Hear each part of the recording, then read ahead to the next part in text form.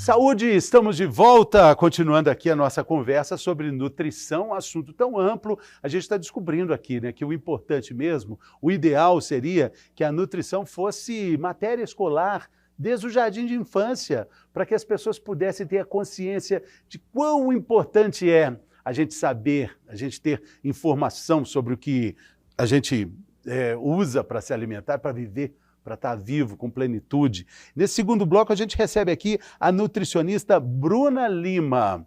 Bruna estava conversando conosco, ela tem um tipo muito específico de encarar a nutrição, né? Você é uma nutricionista funcional. Isso.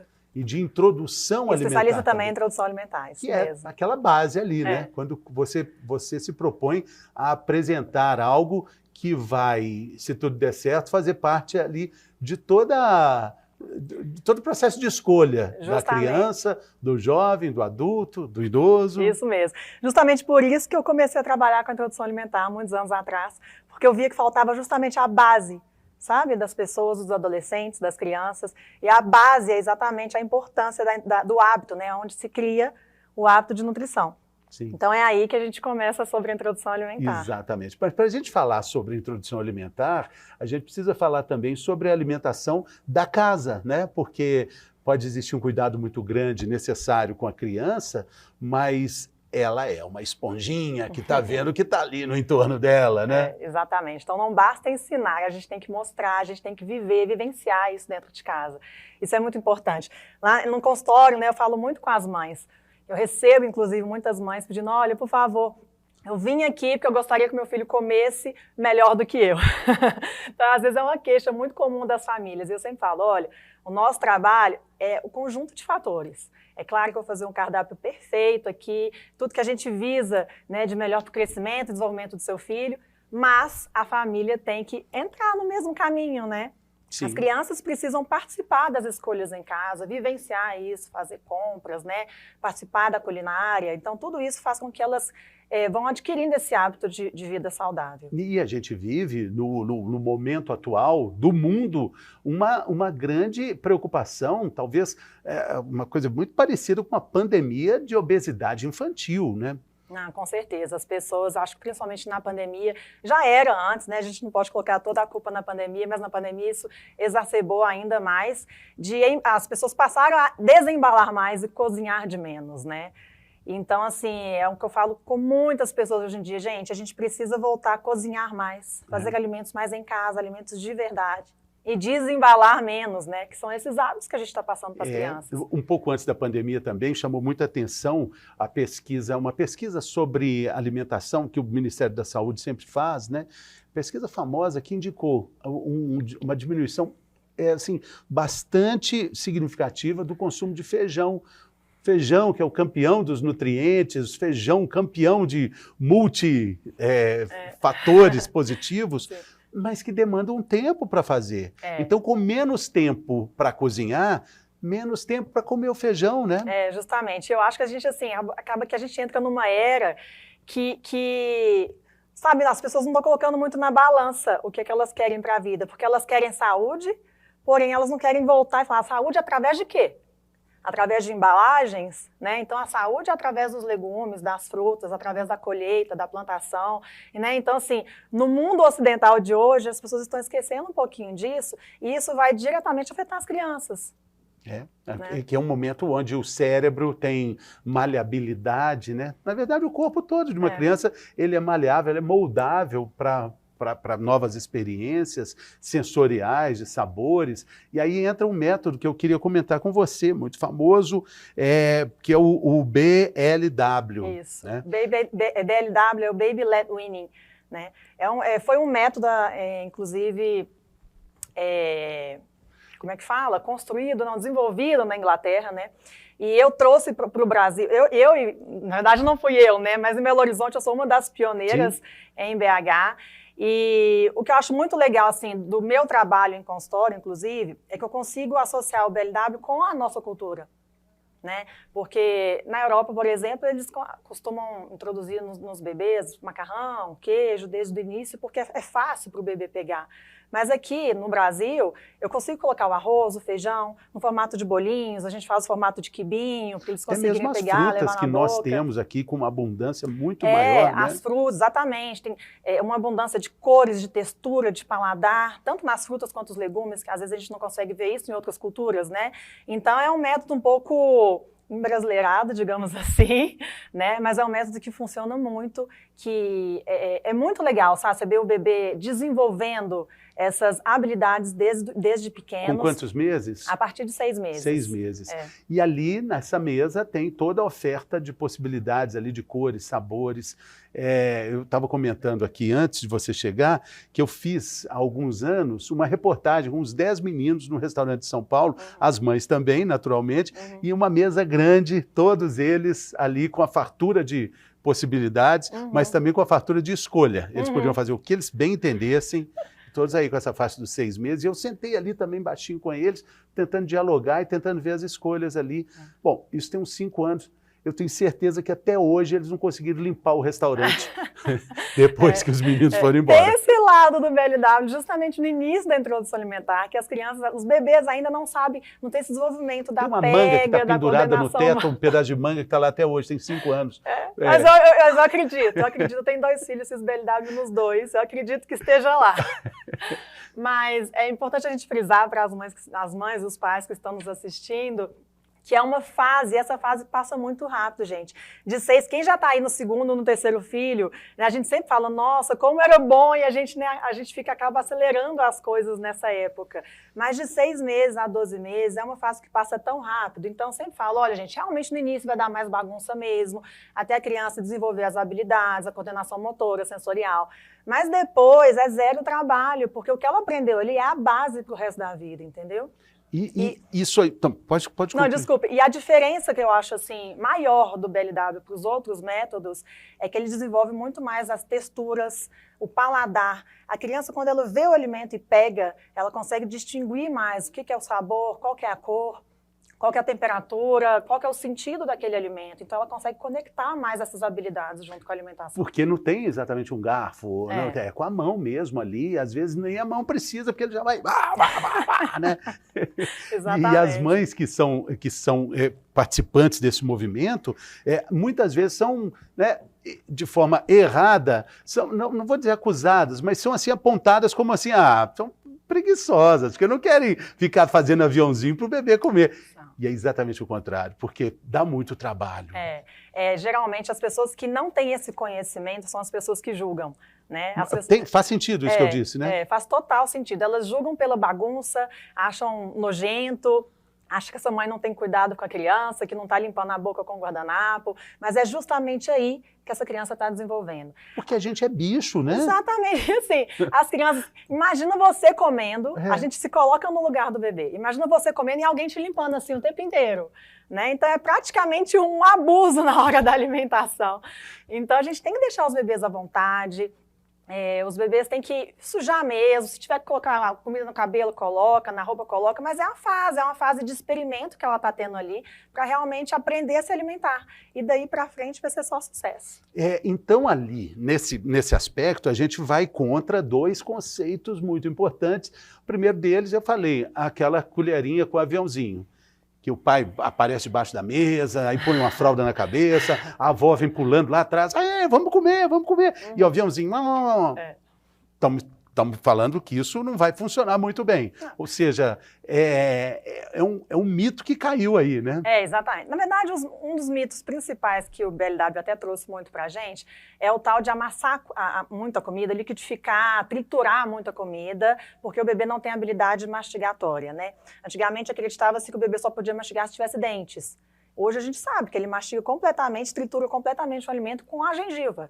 Muitos bebês vão ter dente a partir de 1 ano, 1 ano e meio. E nem por isso ele vai ficar só na colherzinha, né? Então, assim, essa é uma habilidade que o bebê vai adquirindo no BLW. É importante a gente frisar que hoje com a rede social e, né, com a difusão do método, Muitas pessoas oferecem o BLW sem ajuda, né, sem conhecimento, sem acompanhamento de um profissional. E é importante a gente falar com os pais que o BLW a gente se constrói desde os 6 meses. Não é uma criança que estava ali comendo uma colherzinha e de repente você coloca um alimento inteiro e ela não vai saber o que fazer com aquilo. Então a gente ensina a criança desde o inicinho a como se alimentar dessa forma. Aquela sopinha processada que é uma mão na roda, né? Porque é muito bom também, aquilo está no supermercado. Porque né? É prático para as mães, né? É prático para as famílias, mas a gente não vai dar todo esse conhecimento, essa habilidade para os bebês, né? Porque realmente é muito prático, mas isso tem um preço, né? Não existe almoço de graça, né? Tem um preço a se pagar e o preço é alto, porque justamente, a gente pode colocar aí de 6 a 3 anos de idade, que é a fase que a gente está aprendendo mesmo. A gente está ensinando os bebês a criar esse hábito e a deixar esses hábitos mais enraizados mesmo na vida. Se a gente começa a liquidificar a comida ou passar aquela sopinha que tem tudo dentro dela, ele acaba perdendo justamente o sentido e os paladares. Então, quando você consome uma sopa, você não consegue distinguir quais alimentos estão dentro dela. Porque você não consegue separar na sua boca se aquilo ali é salgado, azedo, doce, amargo. Por isso que é importante ter a comidinha separada. Independente se for no método BLW ou no método tradicional, mas a comidinha separada é importante. O bebê, nessa hora, ele vê a cor, ele sente o paladar de cada alimento. E aí ele vai construindo o paladar dele. Textura também? Textura também. Você falou temperatura. Exatamente. Né? Então ele vai aprendendo a lidar com isso desde pequeno. E é claro que na base sólida de tudo isso tem o leite materno, né? Com certeza. Essa é uma alimentação complementar, né? A gente chama a introdução alimentar de alimentação complementar, porque o leite materno ele continua. Não existe nenhum alimento no mundo que tenha o rótulo do leite materno. Muitas mães, às vezes, não conseguem, né? Aí tem que parar, tem algum problema, enfim. Mas o leite materno, nos primeiros meses, não precisa nem de água, né? Só ele exatamente, mesmo, né? É um alimento super completo. E mesmo após a introdução alimentar, é importante continuar com o aleitamento materno, né? Porque eu vejo que às vezes as mães estão tão sobrecarregadas que elas aproveitam a introdução alimentar para deixar o leite materno de lado. Mas é importante, gente. Eu sempre falo com as mães continuarem que quanto mais esse bebê alimentar o leite materno, melhor será para ele. A gente caminhando aí, né, na evolução do bebê e também caminhando também com a preocupação da mãe, do pai, da família, vamos encostar no açúcar. O açúcar vai aparecer como um atrativo muito grande. O Papai Noel dá uma balinha para as crianças. Tem os aniversários que dão, né, uma oferta muito grande. Avós. Avô é feito para estragar neto, né? Função de avô, estragar neto, né? Exatamente. Como é que lida com isso? Primeiro é construir na base em casa. Esse é o fator número 1. Né? Não dá para a gente julgar o avô, julgar a escola, julgar os ambientes, a festinha, se dentro de casa esse açúcar está presente. Então, primeiro é criar essa base em casa. Não ter açúcar dentro de casa é um fator fundamental. Depois, quando a criança, eu sempre falo pelo menos a partir de 2 anos, porque até os 2 anos a gente predispõe mais ainda a obesidade se essa criança consome açúcar antes dessa idade. Mas após os 2 anos, flexibilizar nas festinhas do Natal, ok, mas sempre com parcimônia, né? Sempre com monitoria dos pais. Já melhorou muito, né? Hoje as próprias cantinas das escolas têm um trabalho de acompanhamento. Sim, já melhorou muito, mas ainda está muito presente. Ainda existe uma oferta muito grande. Sim, né? Ainda existe uma oferta muito grande. Porque numa escola, a gente fala, né? Eu tenho uma filha de 6 anos, a Nicole, ela leva o lanche, né? Às vezes ela leva lá 2 ovinhos de codorna e 4 pedacinhos de brócolis, bonitinho, né? Mas lindo. A amiguinha leva um bis, um negócio, um choquito. Fica difícil. Fica difícil, por isso que eu falo que a base é em casa.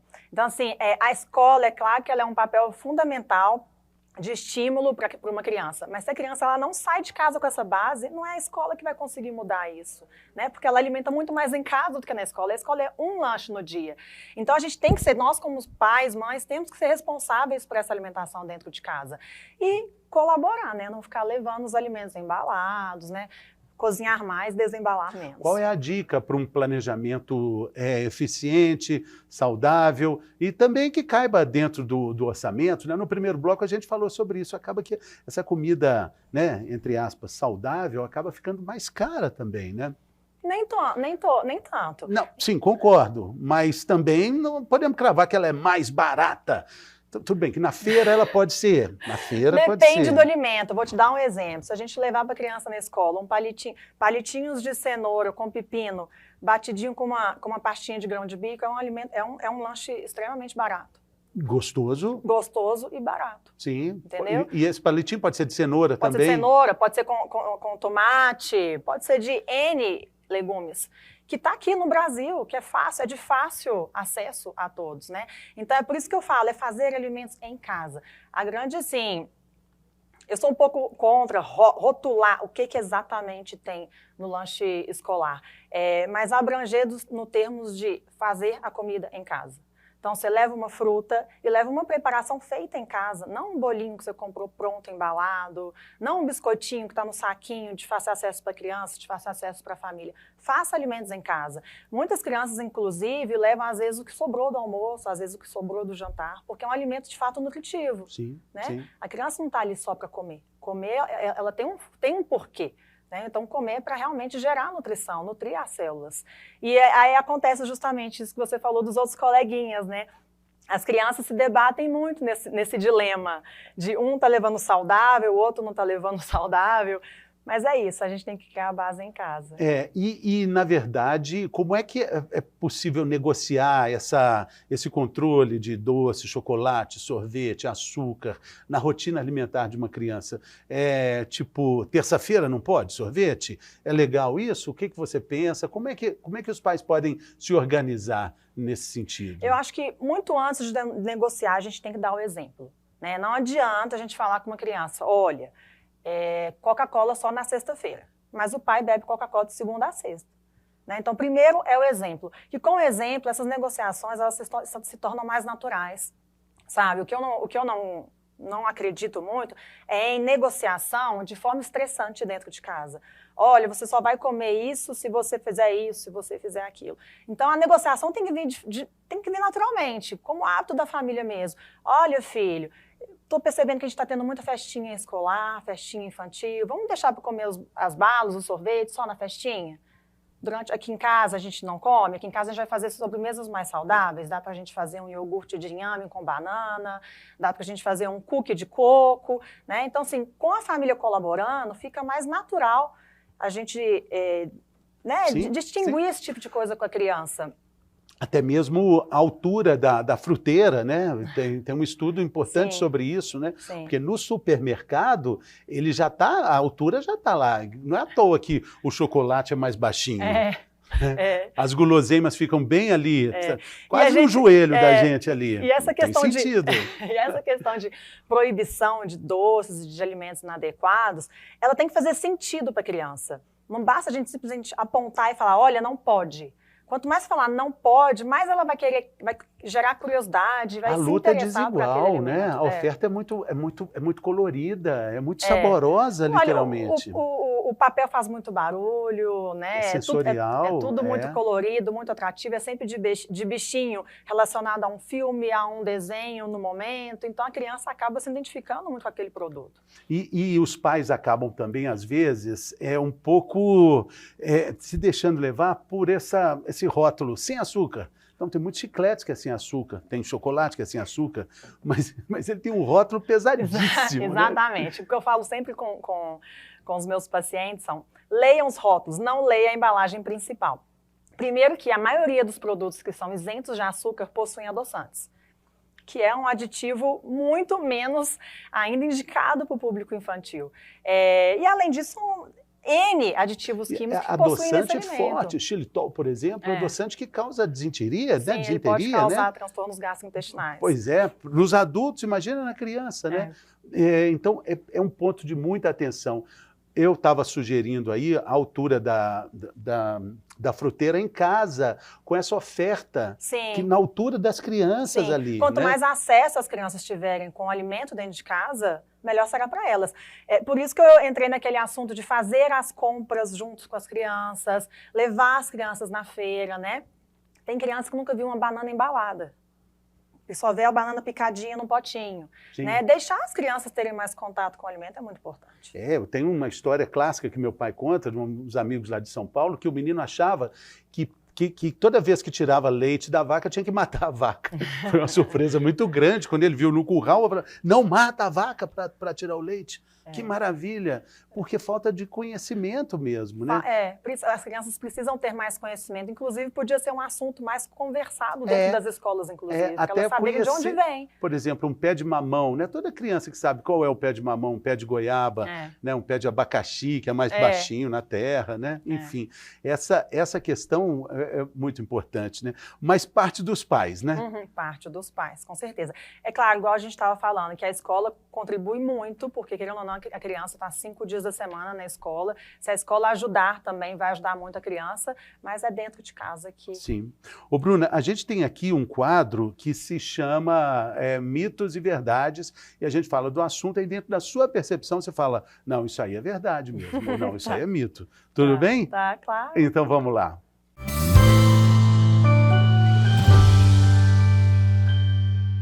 Mitos e verdades sobre alimentação infantil. Estamos aqui com a nutricionista, a Bruna Lima. Então vamos lá, Bruna, são 7 questões, hein? Primeira frase é essa. A gente não deve oferecer para a criança nenhum alimento além do leite materno até os 6 meses de idade. É mito ou é verdade? Verdade. É extremamente importante a gente ter o aleitamento exclusivo até os 6 meses de idade. O leite materno é totalmente completo para a criança nesse período.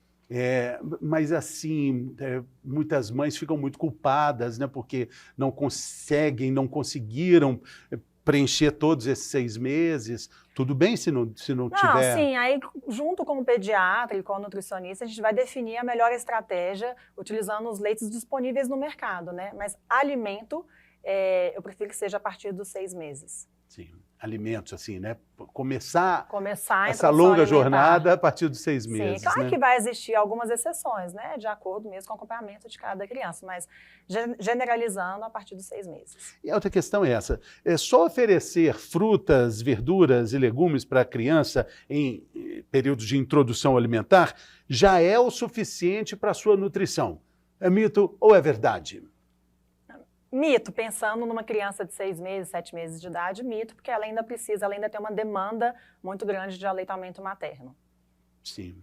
E a outra questão, a gente falou sobre isso aqui durante a nossa entrevista. E aí você vai falar de novo aqui, vamos ver. É preciso bater no liquidificador a papinha do bebê, para ele não engasgar. Isso é mito ou é verdade? Mito, um super mito. Né? Hoje as crianças elas têm total habilidade, principalmente se são ensinadas desde cedo, a mastigar os alimentos, mesmo que não tenham dentes. Né? Inclusive, durante a mastigação, acho importante a gente citar aqui que os bebês eles têm um reflexo que chama reflexo de Gag. Você conhece? Já ouviu falar? E é uma coisa importante até para a sobrevivência dele, né? Sim, é um reflexo natural e fisiológico do bebê, que quanto mais ele tiver reflexo de Gag, melhor pela segurança própria dele, porque ele aprende a lidar com aquele alimento na boca, e se ele não der conta de engolir, ele cospe. Né? E é justamente no reflexo de Gag que eu vejo que a maioria dos pais entra em pânico achando que é engasgo. E tem uma grande diferença. No reflexo de Gag, o alimento está ali no final do palato da língua e o bebê ele cospe, é como se tivesse uma cosquinha. Ali o bebê fica na dúvida se cospe, se engole, ele vê que não consegue engolir e ele cospe. Tá? No engasgo, esse alimento foi já deglutido. Então, no engasgo é preciso também falar sobre a manobra de Heimlich. Sim, e que muitas vezes acontece muito mais no bebê em aleitamento materno, ou na mamadeira, ou bebendo água, não necessariamente é com comida. Vamos falar sobre isso, que é sempre um serviço importante, né? Como é que é a manobra de Heimlich? O bebê deitado, né?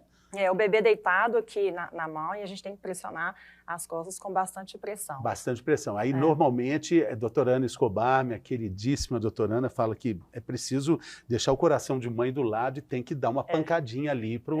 né? Exatamente. Mas a gente precisa tranquilizar as mães que estão no BLW, que não é porque o bebê está comendo o alimento inteiro que ele vai engasgar. Tá? Isso é importantíssimo. Porque as pessoas associam muito isso e é uma coisa totalmente diferente da outra. A outra questão, leite de vaca não é indicado para bebês menores de 1 ano de idade. É mito ou é verdade? Verdade. Estou super de acordo com isso. O leite de vaca é maravilhoso para o bezerrinho, mas nem sempre para o bebezinho, né? Exatamente. Principalmente o leite de vaca hoje em dia, que é extremamente industrializado, né? É interessante isso, como é que a gente acabou uma fixação com leite de vaca como se ele fosse mesmo feito para a gente e não foi, né? Exatamente. E os alimentos, se essa criança aprende desde os 6 meses, desde novinho, a alimentar de forma adequada, os alimentos eles possuem muito cálcio, então assim, não precisa ficar tão preocupada com o cálcio que contém no leite se essa criança é alimentada de forma adequada, né? Os vegetais verdes são riquíssimos em cálcio, sementes, oleaginosas, riquíssimos em cálcio. O mel é saudável e pode ser ofertado para crianças com menos de 1 ano de idade. Mito ou verdade?